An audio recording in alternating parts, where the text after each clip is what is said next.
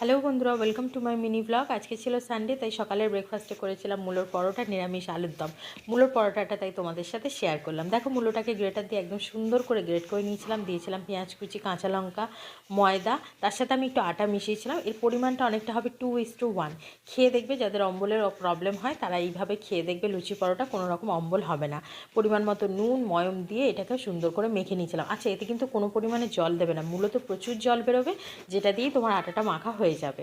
আর যদিও একটু নরম নরম মাখা হয়, সুন্দর করে বেলে নেবে, একটা একটা করে পরোটা ভাজবে, দেখবে কোনো রকম অসুবিধা হবে না। পরোটাটা যদি পরের দিন পর্যন্তও থাকে, ভীষণ পরিমাণে নরম থাকবে।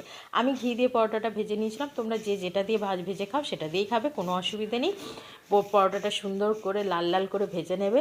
গরম গরম পরোটাটা খেয়ে দেখবে ভীষণ ক্রিস্পি হয়, খেতে কিন্তু খুব টেস্টি হয়। হয়তো তেমন কিছুই ইনগ্রিডিয়েন্টস এতে দেওয়া নেই, কিন্তু হলফ করে বলতে পারি পরোটাটা ভীষণ ভালো লাগবে। চ্যানেলটা ভালো লাগলে সাবস্ক্রাইব